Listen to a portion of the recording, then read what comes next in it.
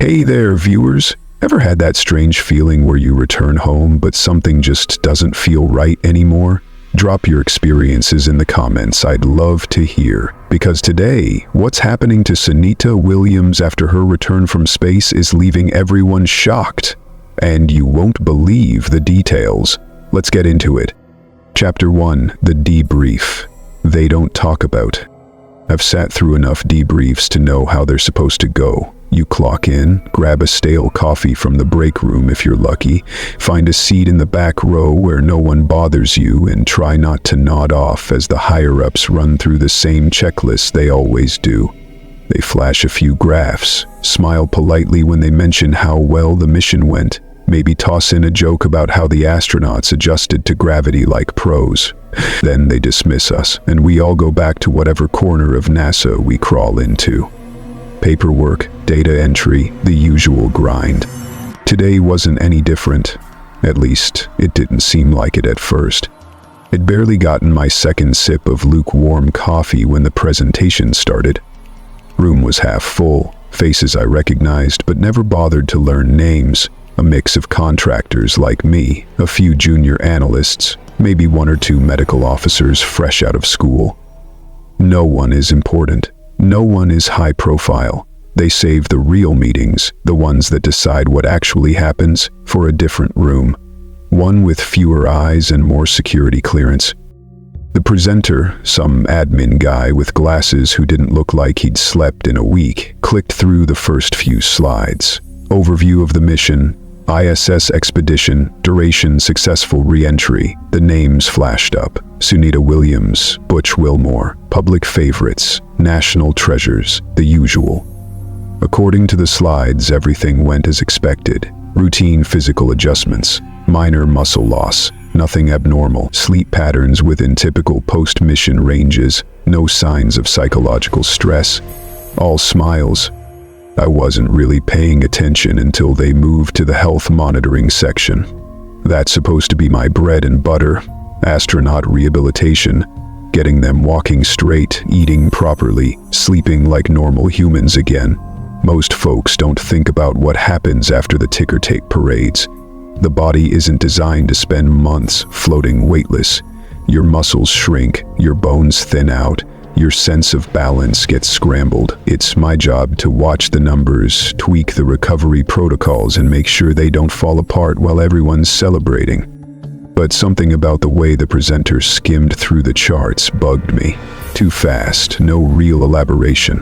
One page had a list of Sunita Williams biometrics, muscle mass percentages, bone density readings, REM cycle tracking, all looking neat and tidy at a glance, except I caught a glimpse of a line at the bottom, tiny font.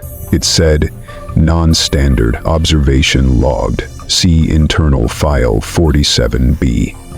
No one else seemed to notice, or if they did, they sure as hell weren't going to ask about it. By the time they wrapped up and dismissed us, I couldn't get that phrase out of my head. Non-standard observation. That's not something we throw around lightly in rehab. We're trained to flag irregularities, yeah, but usually they're chalked up to minor post-fleet variables, hydration, fatigue, whatever. That kind of note doesn't usually make it into a formal debrief, especially not buried at the bottom of a summary slide. I hung back after the room emptied out, pretended to tie my shoe, checked my phone, waited until the presenter had gathered up his notes and left. Then I walked down the hall to my office. Nothing special. Small desk, 2 chairs, no windows. The kind of place you could sit for hours and no one would notice. I logged into the internal system, pulling up Sunita's rehab file. Most of it matched what they showed us. Standard vitals, gradual improvement. She was hitting her physical therapy benchmarks on schedule. No red flags. But when I dug deeper, poking around the restricted notes section, I hit a wall. One folder was locked down tighter than usual, tagged Internal Review Only, Clearance Level Red, File Number 47B, Non-Standard Observation, William. I stared at the screen. I'd seen clearance levels before, usually reserved for sensitive medical data, private astronaut history, things that don't concern contractors like me. But this This was part of a routine post-return file. There shouldn't be anything in here that needed a clearance stamp, especially not for someone like Williams, who'd been through rehab more than once. If anything, she was supposed to be one of the easier cases. Still, I wasn't about to flag it openly. Asking questions like that can get your access revoked real quick. Instead, I ran a cross-reference, searching her logs over the past week. That's when I noticed another odd pattern. Every daily summary included a small automated line at the bottom. Observation of persistent symptoms, unclassified. Persistent symptoms. That's not a term we throw around lightly either. Usually post-fleet symptoms resolve within a predictable curve. Muscle strength returns gradually, vestibular function stabilizes, sleep normalizes. Everything lines up if you follow protocol. But persistent? That implies something sticking around longer than it should. Something not explained by the usual post-mission wear and tear. The thing is, there were no details attached, no specifics. Just the same vague line repeated in each summary, like a placeholder no one wanted to fill in. I sat back in my chair, rubbing my jaw. Maybe it was nothing, some glitch in the automated reporting system. Maybe someone higher up was handling whatever it was, and it wasn't my business to poke around. But I've worked enough of these cases to know when something smells off. I scrolled further back in her records, checking her sleep cycle logs. Normally, we track circadian rhythm adjustment after return, exposure to natural light, reintroduction of normal day-night patterns. Sunita's readings showed irregular spikes in the REM cycles, sharp peaks, restless intervals. The kind of thing you might expect after long missions, sure, but there was a note buried beneath one of the entries. REM disruption correlated with auditory disturbances. Subject declined to elaborate. I blinked. Auditory disturbances? That's not typical post-fleet adjustment. I couldn't recall the last time I'd seen that in a file. Usually it's vertigo, nausea, bone soreness, not hearing things. Before I could think too long, a message pinged on my terminal. Routine alert from systems. File audit scheduled. Random checks, they claimed. I've seen those before. It meant someone higher up noticed activity in the restricted folders. I shut the screen down and leaned back, hands folded behind my head. Something about all of this wasn't sitting right. It wasn't just the anomalies, it was the way they were quietly tucked away, buried beneath layers of red tape, like nobody wanted anyone low-level to notice them. And maybe they were right, maybe I wasn't supposed to notice.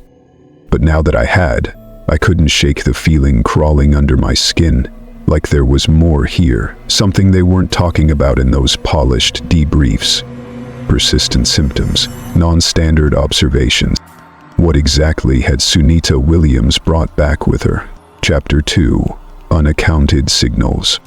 I told myself I'd let it go after the last debrief. After staring too long at those buried notes and locked folders, I knew better than to press further. That kind of curiosity doesn't get rewarded around here. It gets flagged. You start asking questions about things tagged internal review only, and suddenly your system access tightens, your shifts get reassigned, and people stop looking you in the eye. But it gnawed at me anyway. The non-standard observations, the repeated mention of persistent symptoms, and that odd note about auditory disturbances.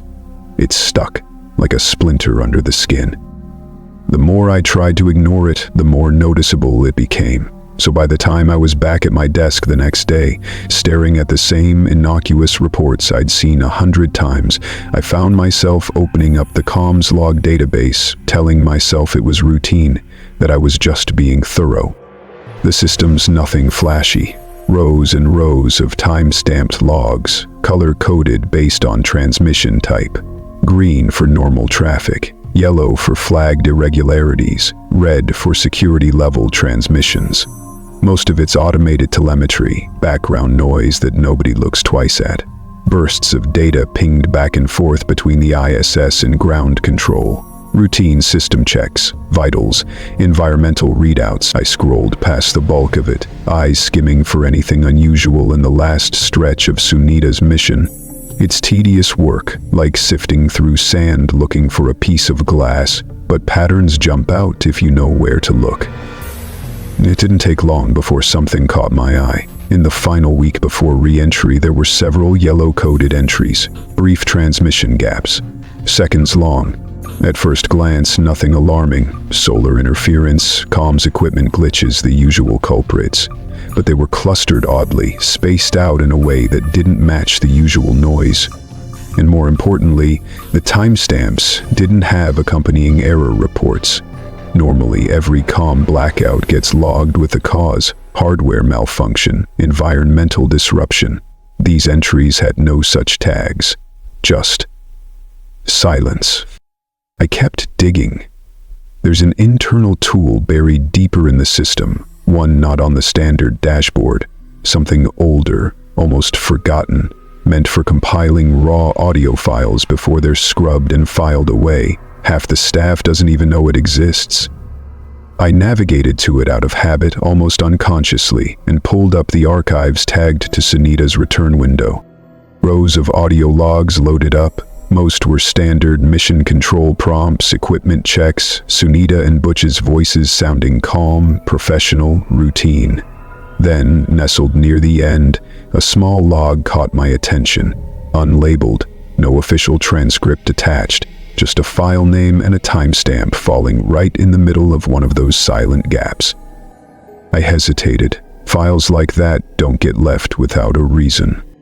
Still, curiosity won. I slipped on my headphones, clicked play. There was a moment of static, soft but persistent, like a low hum under the surface. Then her voice. Sunita's quiet, lower than usual, as if she was speaking to herself more than anyone listening. I've logged everything I can, but there's something else. Something I don't think stayed up here. A pause, just static filling in the silence. Then, faintly, she added, "It's not in the data. It's somewhere else." Click. The log ended. No mission control response, no follow-up. I sat there, listening to the residual hum, fingers drumming against the desk. I replayed it twice more, making sure I hadn't misheard. The phrasing gnawed at me. Not someone. Not something wrong. Just something that didn't stay behind. I checked the metadata. The file had been marked for internal review but wasn't included in any of the public-facing transcripts. A dead end, but it fit the pattern I was starting to see. A deliberate trimming of information, leaving behind just enough to suggest something unusual, but not enough to invite scrutiny. I leaned back, eyes flicking to the clock. Officially, I was supposed to be prepping rehab schedules for the next batch of returning personnel, updating the same templates we'd used for years. But I couldn't shake the itch crawling at the back of my neck. Instead, I logged out of the comm system and made my way down the hall to the lower floor tech bay. It's not where I usually work, but the guys who process comm logs and telemetry data hang around there, and I figured if anyone knew more, it'd be them.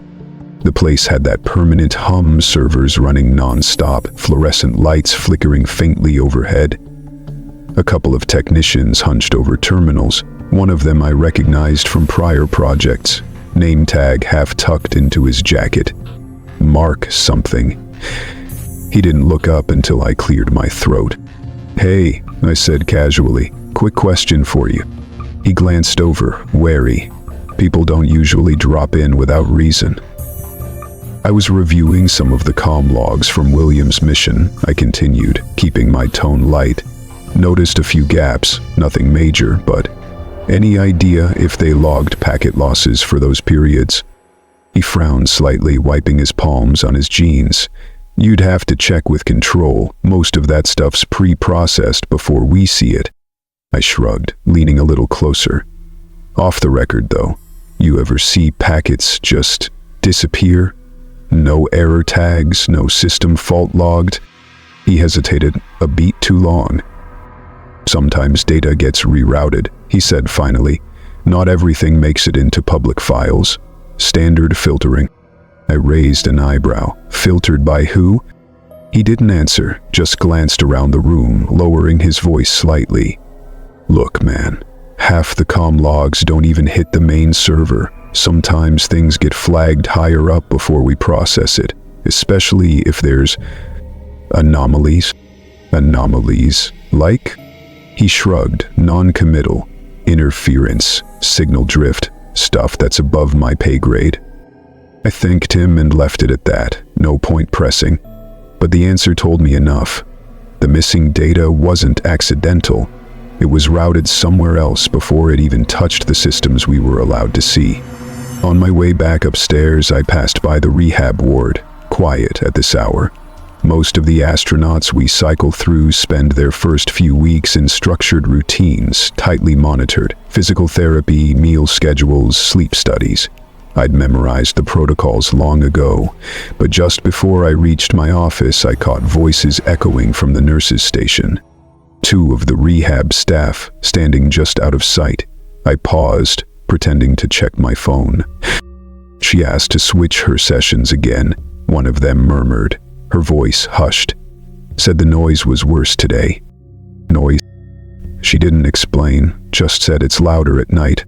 I glanced sideways, catching a glimpse of their faces, concern edged with fatigue.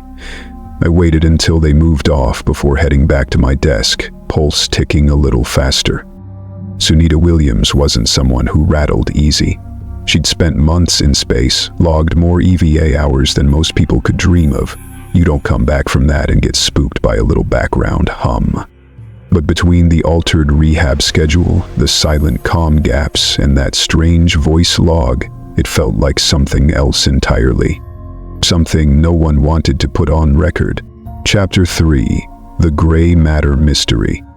Most days my job is dull, not in the sense that it lacks importance. I know the data I handle matters. Every tissue sample, every scan, every irregularity logged becomes part of a larger puzzle. One that shapes how we keep astronauts alive and functional after their time off planet.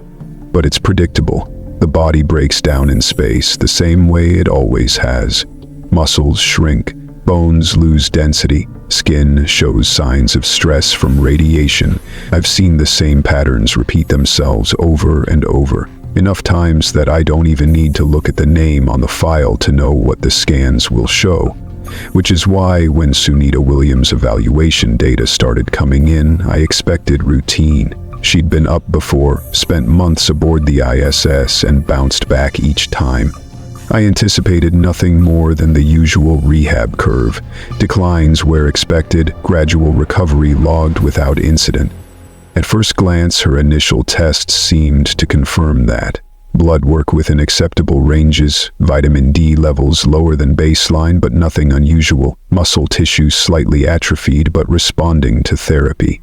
But the first sign something wasn't quite right came when I was reviewing her dermal readings. We always check for radiation markers. Solar exposure up there isn't kind on the skin, and over time it leaves fingerprints at the cellular level. It's part of why aging seems to speed up for returning astronauts. Fine lines deepen, pigmentation changes. None of that was surprising.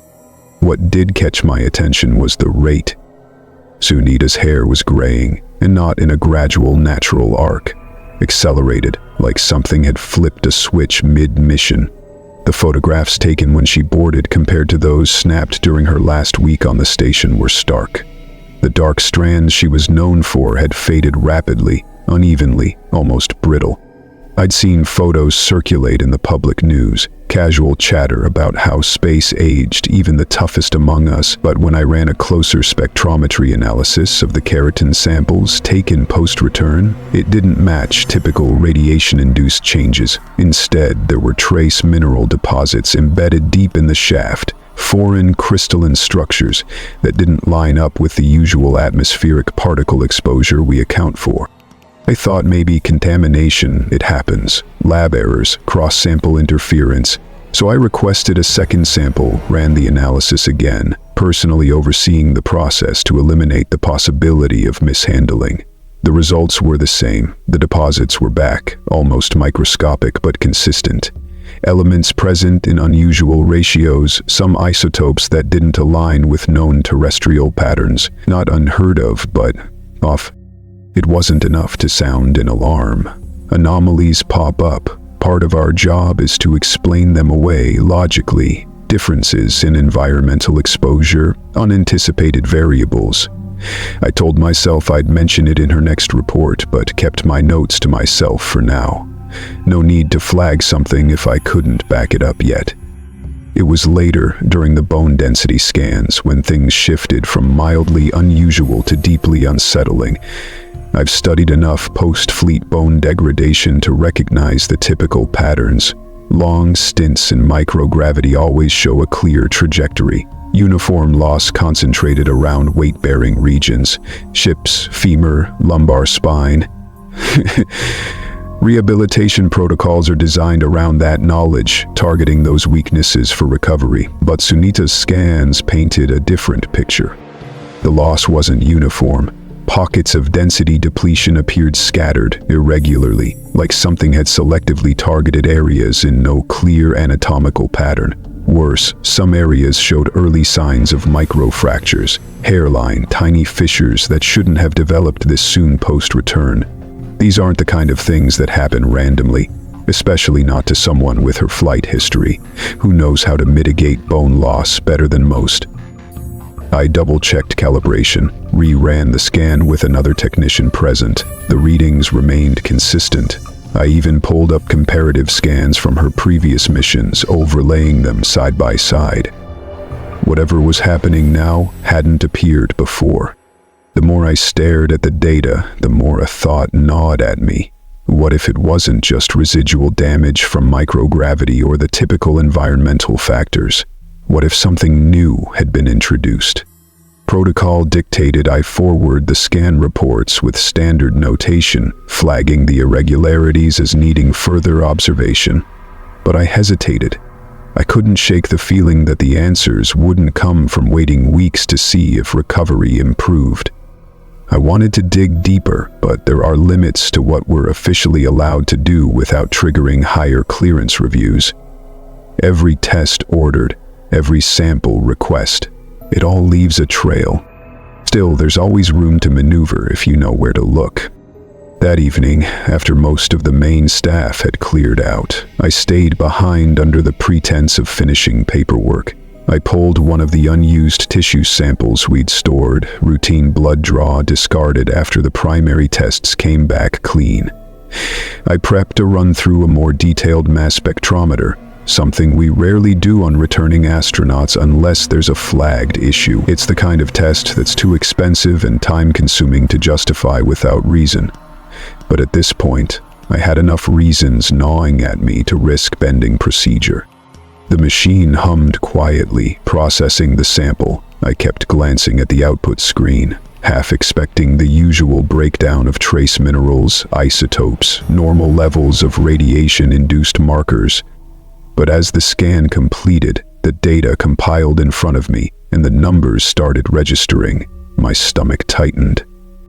There were isotopes present that shouldn't have been there, unfamiliar decay patterns, elements consistent with known cosmic radiation exposure but twisted, ratios skewed, peaks in areas where there should have been valleys. It was like the sample had been altered, not just bombarded by the usual environmental factors, but changed at a fundamental level, something in the exposure process introducing residues we'd never documented before.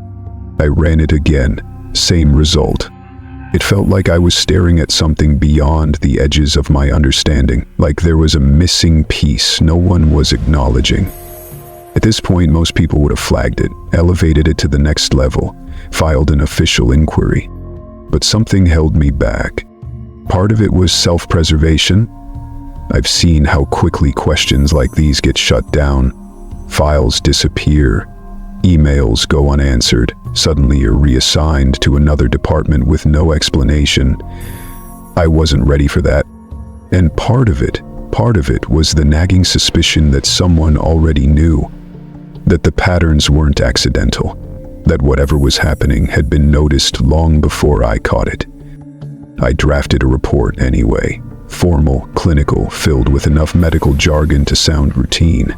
I didn't include the off-the-books test or the deeper isotopic breakdown, just the basics. Irregular density patterns, accelerated pigmentation change, recommendation for continued observation. I tagged it as internal review only, same as I'd seen attached to the other odd files. It was the safest way to ensure it went where it needed to, but not too far beyond that. I submitted the report before leaving that night, the unease still clinging to me like static. The next morning when I logged in to check the file, it was gone. Not misplaced, not rerouted, erased. There was no trace of it in the system, no submission confirmation, no timestamp, no indication I'd ever uploaded it.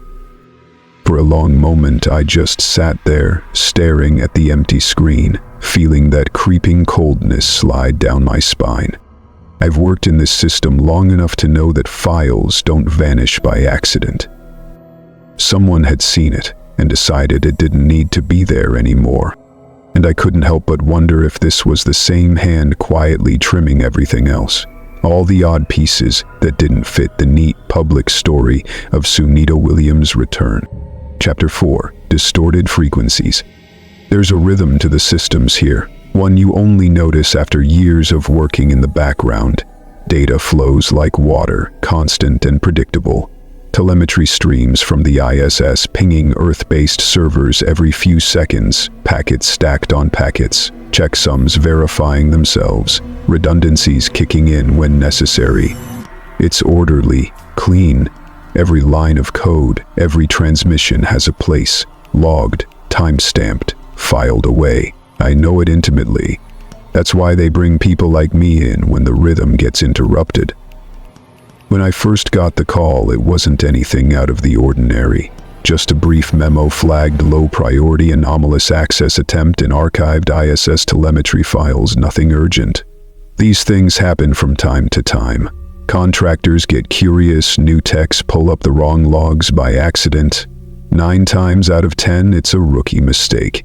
So I logged in that afternoon with a cup of burnt coffee, expecting to kill an hour scanning audit trails and closing out the ticket. But almost immediately, something felt off. The access attempt hadn't come from the usual low-clearance terminals. Instead, it was flagged from one of the internal admin workstations. Mid-level clearance, someone who knew enough not to trip standard security. Even stranger, the request hadn't been for generalized data or a broad keyword search. It was targeted, very specific. The exact window of Sunita Williams' last 36 hours aboard the ISS. Someone had zeroed in on that time frame, requesting telemetry logs, environmental system outputs, and COM buffer archives. And whoever it was hadn't left much of a footprint, just enough trace for the system to flag it, but nothing else. I pulled up the access logs in more detail, narrowing the time frames, checking for the terminal ID. It didn't take long to see the request had been bounced internally, passed through several layers of obfuscation, almost like whoever did it wanted it to seem accidental, a misrouted query. But it wasn't accidental. I know the signs of someone who knows how to cover their tracks. It wasn't elegant, probably rushed, but deliberate.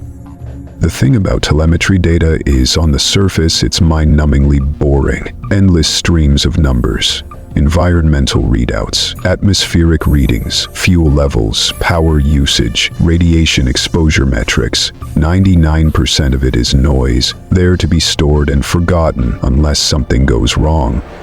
But if you know how to look, how to separate the usual static from something unusual, it can tell you more than you'd think.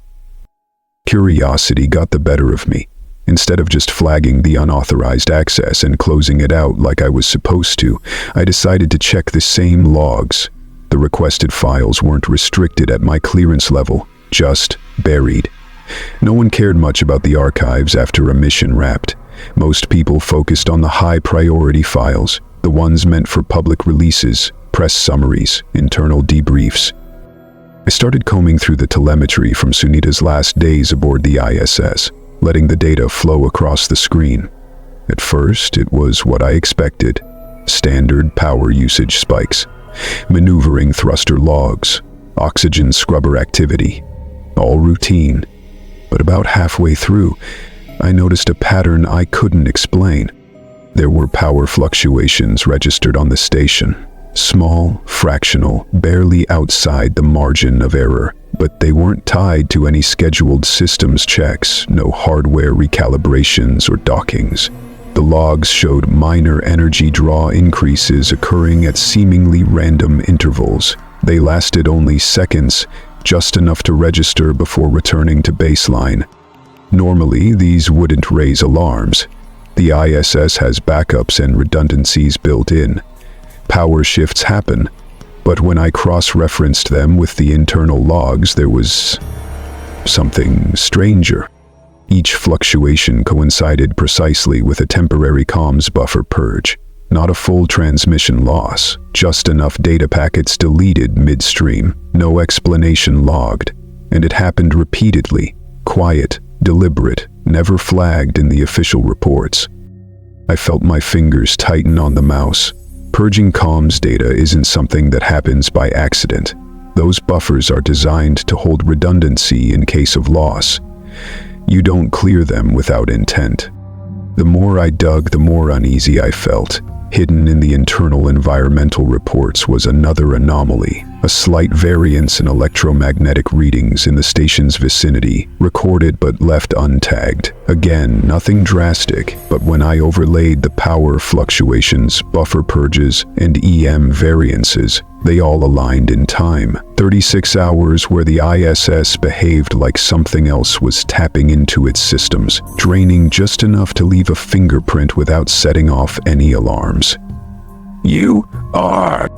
It was enough to make me pause, staring at the screen as the pattern solidified.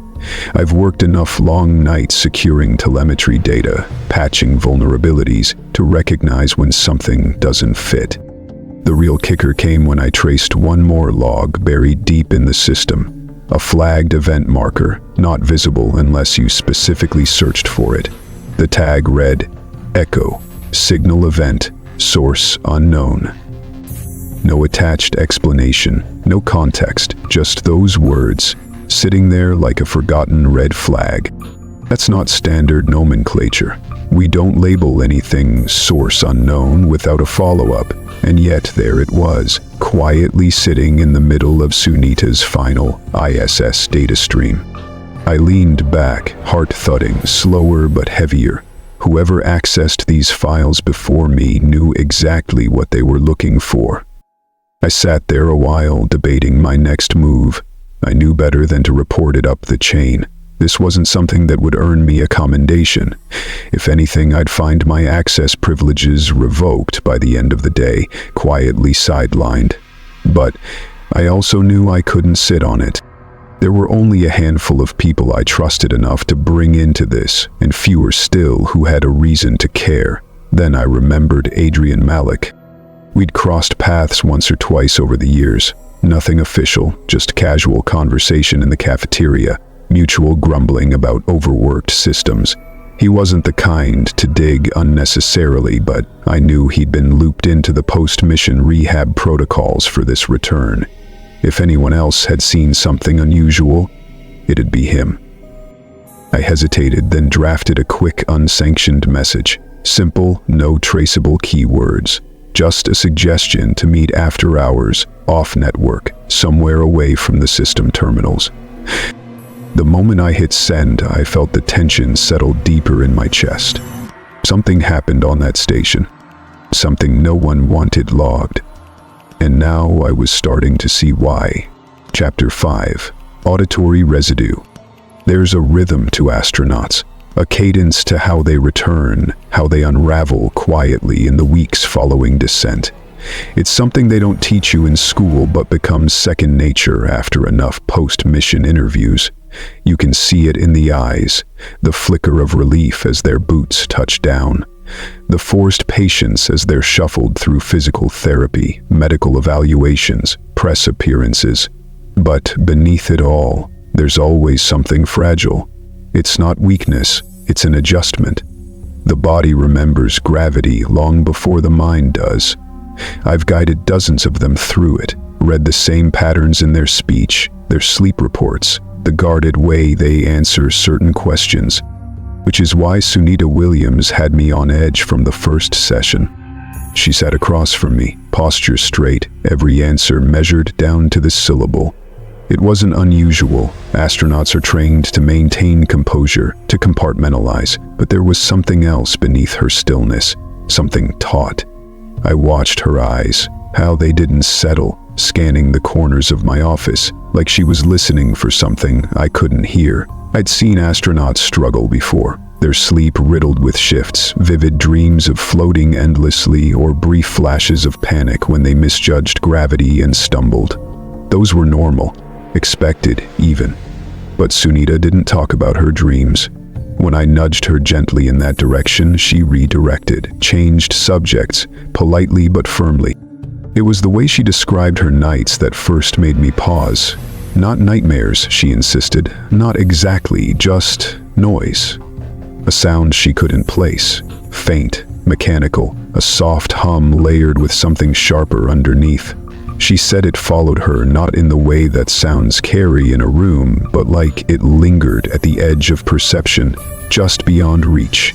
She laughed when she said it, self-deprecating, like she knew how it would sound written down in one of my reports.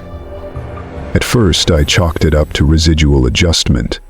Reacclimating to Earth wasn't easy after months aboard the ISS. The body struggles to find its footing, the mind compensates in strange ways. I logged the note under auditory sensitivity, made a mental note to revisit it in the next session, and moved on. But the more sessions we had, the more the pattern held. She wasn't sleeping well, that much was clear in her posture, the faint shadows under her eyes. But when pressed, she refused to frame it as insomnia, just restlessness. No dreams, no specific fears, only that ever-present sound. After she left that afternoon, I sat in my office a little longer than usual. The place always felt a bit clinical. White walls, the faint buzz of overhead fluorescence, the hum of the ventilation system kicking in at predictable intervals. I'd worked here long enough to tune out the background, but that day, the silence felt different. Heavy, charged in a way I couldn't quite articulate. I tried brushing it off. Occupational hazard, I told myself. You spend enough time listening to people describe their internal landscapes, it starts bleeding into your own perception. But I couldn't shake the feeling that there was something more subtle at play. Later that evening, I decided to go back through her old psychological profiles. NASA keeps meticulous records. Every astronaut has a file thick enough to weigh down a desk, documenting everything from pre-mission stress tests to post-fleet evaluations. I pulled Sunita's archive, skimming through her previous missions.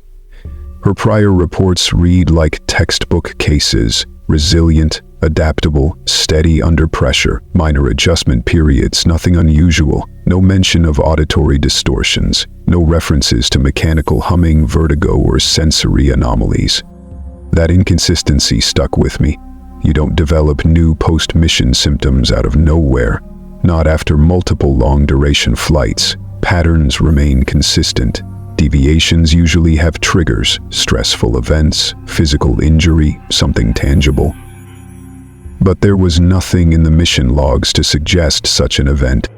I closed the file, unsettled. For the first time, I felt like I wasn't reading a report. I was reading around something. Like there was a space in the middle of the records, a blank spot carefully left untouched. The following week, during our next session, she seemed more fatigued, her responses clipped, polite but distracted. When I brought up the sound again, she glanced toward the corner of the room, almost reflexively, before brushing it off. "It's just the background noise," she said softly, almost to herself. "You learned to tune it out up there. Down here, it's harder." She didn't elaborate, and I didn't press. Not yet. But after she left, I lingered in my office again. That's when I heard it. At first I thought it was the usual mechanical hum, the old ventilation system cycling, the faint whine of electronics. But as I sat there focusing, the sound seemed layered. A low-frequency vibration, almost rhythmic, with a faint clicking underneath. Subtle, but distinct. Enough to catch the edge of my awareness, then vanish when I tried to pin it down. I shook it off, tried to rationalize. Old buildings hum, machines run constantly. You notice these things more when you're looking for them. But that night, when I finally crawled into bed, sleep didn't come easily. My apartment was usually silent save for the occasional car outside, but the same faint undercurrent lingered, like something mechanical, just beyond the walls. I told myself it was nothing, a trick of the mind, lingering after a long day. Still, by morning the restlessness hadn't faded. I felt it in the way I moved, a slight sway when I stood too quickly, as if my balance had shifted imperceptibly. I didn't mention it to anyone, not yet. Instead, I kept reviewing her sessions, comparing each to prior cases, looking for something, anything that might explain the shift. But the more I looked, the more the patterns refused to align. Weeks into rehab, astronauts typically stabilize, sleep improves, the mind adjusts to the new gravity, routines reestablish. But Sunita's reports remained off. Her sleep tracking showed irregular spikes, elevated cortisol levels, but without the psychological markers of stress, none of the usual symptoms tied together neatly. I couldn't shake the thought that something else had followed her back, something unaccounted for in the standard protocols. It was late one evening when I felt it most acutely. I'd stayed behind again, finishing up paperwork, when the lights flickered briefly overhead. Just a moment, barely noticeable, but enough to make me glance up. The hum felt louder then, closer. I stood, moving toward the door, trying to pinpoint the source. But it was everywhere and nowhere, fading the moment I focused. I rubbed my temple, the faintest trace of dizziness settling behind my eyes. It wasn't until I returned home that night, lying awake with the faint mechanical whisper threading through the silence, that I wondered if the sound had followed me too. Chapter 6. Non-terrestrial marker. The thing about suppressed reports is they don't just disappear from the system. They linger, not in files or databases, but in your head. The more they vanish from screens, the more present they become in your thoughts, like a splinter you can't dig out. Ever since my last flagged evaluation on Sunita was quietly scrubbed, it's been gnawing at me. The irregular bone loss patterns, the accelerated graying, the isotopic residues that didn't belong, all conveniently erased without a trace. If I hadn't physically been there when the data appeared, I would have doubted myself. But I saw it. I know what I logged, which means someone else saw it too and decided it didn't need to be part of the official story. I've been around long enough to know that when something's redacted without explanation, the worst thing you can do is ask. You don't send emails. You don't flag the chain of command. You start keeping copies, mental and otherwise, and you start digging where you're not supposed to. So, that's what I did. I pulled Sunita's old medical profiles late one night after most of the staff had gone home, pre-mission baselines. I'd handled enough of her prior post-fleet evaluations to know what the typical numbers should look like, what the patterns of deterioration and recovery should be. I didn't need official clearance to do a side-by-side comparison. It's all internal, archived data. Nothing illegal about double-checking, not technically. But what I found wasn't just irregular, it was deliberate. At the genetic level, certain changes happen when you're exposed to long-term microgravity. Gene expression shifts. Some markers toggle on, others off. Most of these normalize within weeks after return. They've been mapped, cataloged, studied to death. It's predictable, safe. But when I compared her latest cell samples, quietly extracted before my last report vanished, to her baseline profiles, there were differences that didn't line up with known patterns. It wasn't just mutation. Mutation implies randomness, environmental stress, This was patterned, certain sequences repeated, not chaotically but rhythmically, as if something external had left instructions. Subtle but precise. Sequences inserted, not erased. I double-checked the gene expression charts. No record of exposure to unusual radiation spikes. No chemical markers from her ISS environment that could explain this. The alterations were clean, almost surgical in their consistency. I sat back, feeling the cold weight settle in my stomach. It wasn't supposed to be possible. I told myself maybe it was sample contamination. It happens.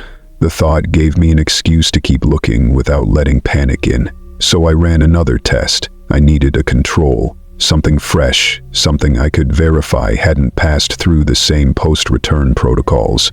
I pulled a spare kit from the shelf, labeled it under a dummy file. Simple, just a hair sample, easy enough to process through the same mass spectrometer I'd used before, but instead of using a volunteer's sample, I hesitated. On impulse, I took a strand from my own hair, clipped it, sealed it, and fed it into the machine. I don't know why I did it. Maybe it was the creeping dread that had been following me since the erased file. The feeling that I'd been too close to this case for too long. That whatever contamination I'd documented wasn't neatly contained inside one subject. The machine hummed as the analysis ran, and I sat there, eyes fixed on the readout. When the results popped up, I stared at them for a long time. It wasn't identical to Sunita's sample, not exactly, but there were markers present that shouldn't have been there. Trace isotopic signatures, faint but undeniable, the same foreign residue embedded at a cellular level, low level but detectable. Something had left its fingerprint on me, too. I felt a slow wave of nausea settle in, though I wasn't sure if it was physical or something deeper. I replayed every moment I'd spent in proximity to her, handling samples, overseeing tests, reading files. The systems in place for biological containment are thorough. Nothing contagious, nothing harmful, no risk to staff. At least, that's always been the party line. Until now. I debated sitting on it, telling myself it was a fluke, but I knew better, and I knew I wasn't the only one who'd noticed things going missing. I'd heard whispers, the way Adrian had stopped making small talk in the break rooms, the hushed conversations among the telemetry guys, the tension that seemed to hover just beneath the surface around certain names. I reached out to Adrian first, not directly, too risky, but subtly. A coffee break, a vague comment about rehab data inconsistencies. He caught on faster than I expected, invited me to meet after hours, somewhere quiet, off campus. That's when I saw it in his face. Confirmation. I wasn't imagining it. He'd seen the same kind of buried irregularities, the same trimmed reports. He mentioned the phrase he kept seeing pop up in the logs. Persistent symptoms, how no one seemed to want to define it. How the comm logs had gaps no one explained.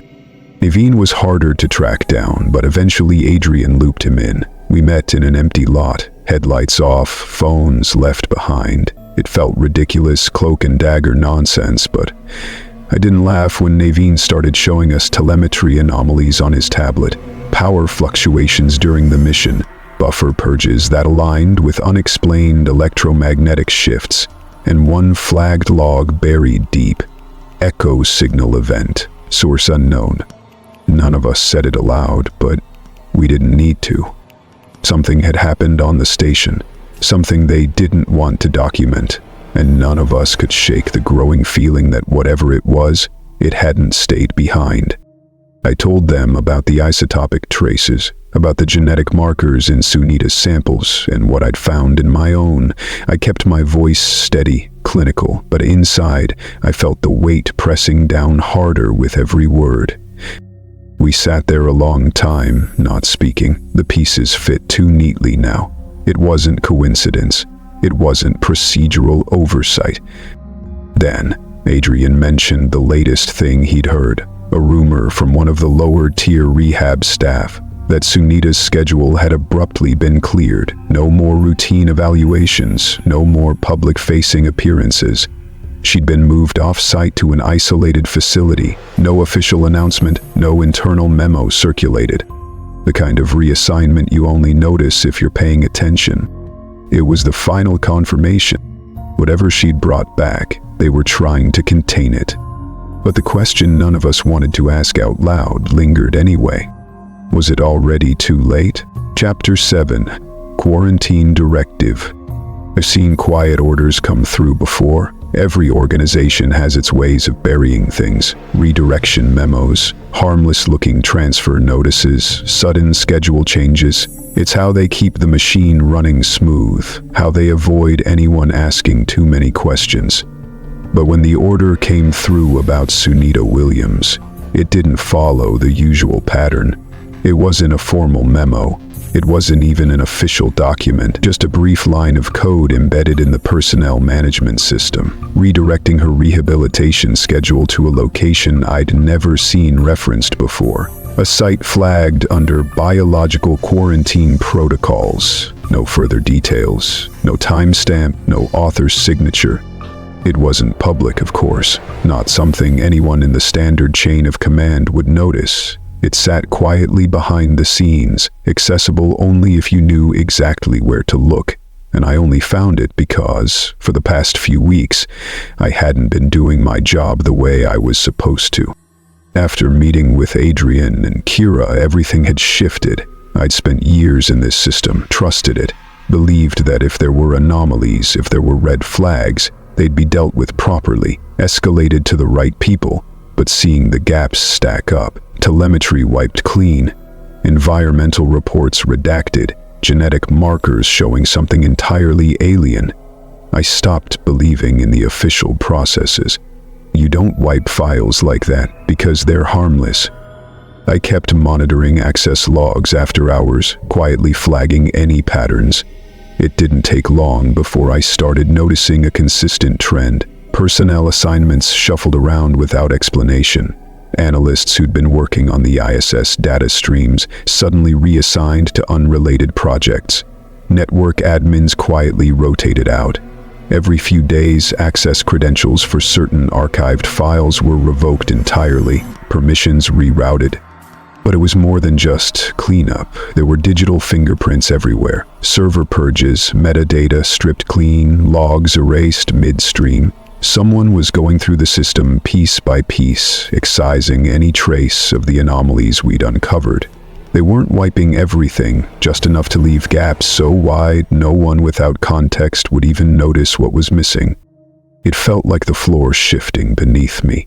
I'd spent my entire career believing in redundancies, fail-safes, the comfort of systems designed to protect against human error. But this wasn't error. This was deliberate, precise, systematic, and it wasn't just happening in the telemetry archives. One night, while cross-checking rehab scheduling systems, routine audits, part of my original clearance, I saw the entry, Sunita's name scrubbed from the standard rosters, replaced by an internal code I didn't recognize. The listed location wasn't a familiar NASA facility, no address, just a reference. Quarantine Site Omega. All access locked, no way to trace further from my terminal. I stared at the screen, the cursor blinking, the data staring back at me like a sealed door. I knew what this meant. She wasn't being monitored anymore. She was being contained. I should have stopped there, should have stepped away, but once you start noticing patterns, they're impossible to unsee. It was during one of these late-night audits that I noticed something else. Leela's records. I hadn't spoken to her directly since Adrian had mentioned the oddities creeping into her sessions with Sunita. But her name appeared in the logs more frequently than usual. Appointment reschedules, medical leave entries, flagged notes without details. Then, suddenly, nothing. Her profile access was revoked like she'd been scrubbed out. No reassignment, no leave request on record, just gone. I checked internal messaging logs, another thing I technically shouldn't have had access to, but by now I was well past following protocol. A few scattered notes from colleagues surfaced, small talk, fragmented. Then one message, dated a few days prior, where she'd casually mentioned feeling off. Vertigo, some kind of ringing in her ears. Said she was going to get it checked out. After that, radio silence. It was the same thing Sunita had described, the same thing Kira hinted at beneath the layers of erased reports and redacted tests. And now Leela had vanished without a trace. That night I met Adrian and Kira in an empty parking structure 2 miles off campus. We kept it simple, no devices, no lingering too long in one place. Paranoia felt less like a word and more like a survival instinct. I laid it all out, Sunita's reassignment to the quarantine facility, the erasure of logs, Layla's sudden disappearance. Kira nodded grimly, confirming what we already suspected. It wasn't isolated. The genetic markers she'd found, the isotopic residues, the telemetry anomalies, they weren't accidents. They were being managed, hidden. The question was, how far had it already spread? Adrian's face was tight, drawn. He said he'd tried accessing the higher clearance files again, the ones referencing persistent symptoms. No luck. Each attempt rerouted, flagged without notification. They'd tightened control across the board. But he'd overheard something else. Chatter among the lower-tier rehab staff. Hushed speculation about a classified file no one was supposed to mention by name. Something repeatedly referred to in shorthand, the persistence effect. It kept surfacing in memos, buried in metadata, never attached to any official briefings. And it was clear by now that none of us were going to be given access through normal channels. That left one option. We'd have to take it. It spent years building the very security layers meant to prevent this kind of breach. Redundancies, firewalls, access hierarchies. But every system has its weaknesses, and when you're the one who designed them, you know where they are. We agreed to move fast before more files vanished or more people went missing. No more waiting for official explanation. If they weren't going to tell us what was happening, we'd pull it from the system ourselves. Whatever the cost. Chapter 8. The Persistence Effect. The plan was simple on paper. Get in, extract the files, get out before anyone noticed. No communication over official channels, no traceable queries, no digital breadcrumbs, just a one-time breach into the heart of the system we'd spent weeks realizing was rigged to keep people like us out. Naveen handled the technical side. He knew where the vulnerabilities were buried, the back doors no one else thought to close. Kira kept watch, looping us into the medical databases once we were past the outer security walls. My job was straightforward. Locate the files tagged with the phrases we'd all been seeing in fragments. Persistence effect, subject A, containment protocol, and pull them down. Every last byte. It shouldn't have worked, not with how tightly locked the system had become, but paranoia had made us careful, too careful. And sometimes being invisible at the lower levels of a hierarchy gives you advantages no clearance level can offer. No one's watching when you're the kind of person who's supposed to be invisible. The files weren't easy to find. Even once inside, they'd been buried under layers of misdirection, tagged to random mission numbers, cross-referenced to innocuous-sounding projects, tile names that meant nothing at first glance. It wasn't until I'd filtered for every internal memo and report that had ever included the phrase persistent symptoms that something snapped into focus. There it was. A folder without a name, just a string of numbers, with multiple access restrictions. The last log and timestamp was days old. Someone had been here recently. I opened the first document. My hands felt too steady, too calm, as if my body hadn't caught up to what my mind was already bracing for. It wasn't a single report. It was a chain, a chronological progression of internal assessments, starting months before the public was even aware of Sunita's mission timeline. Pages of dense language, technical breakdowns, attached logs, and then summaries that chilled. More than any of the jargon, the earliest entries flagged an anomaly detected in ISS telemetry. cross-referenced under something called the echo signal event. They didn't describe it outright, but the details were there if you knew how to read between the lines. Power fluctuations, environmental disturbances, EM variances. But it wasn't the system data that caught my attention. It was the note attached at the end of the first report. Source unknown. Persistence pattern detected. The pattern wasn't random. They'd mapped it across multiple data streams. Telemetry logs, environmental readings, neural scan telemetry, and then, buried in one of the medical memos, the mention of Sunita's first post-mission neurological scans, elevated synaptic activity, recurrent auditory disturbances, the same terminology repeated again and again, persistent, residual, non-terrestrial origin undetermined. I felt something cold press at the back of my neck as I kept reading. It wasn't just noise, it wasn't just a glitch in telemetry. They'd isolated the signal, narrowband, consistent frequency, layered across standard ISS transmissions, not loud enough to trip alarms. Subtle, like background static, but embedded deep enough that it persisted in biological systems after return. Traced not only in Sunita's neural pathways, but in cellular replication cycles. It was described clinically, stripped of emotion, a signal pattern capable of integrating into organic structures, self-replicating quietly without immediate physiological symptoms. Further down the chain, later files showed a marked shift in tone, less analysis, more containment strategy. Personnel flagged for close monitoring, mentions of behavioral irregularities, auditory disturbances, vertigo, insomnia. Sunita wasn't the only one. Names weren't listed, just codes, but the implication was clear. Multiple crew members, possibly ground staff, showing signs. And then at the bottom of one file, the directive. Initiate containment protocol.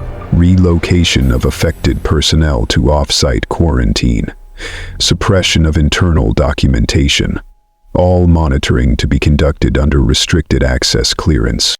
I didn't realize my hand was shaking until I scrolled to the last file.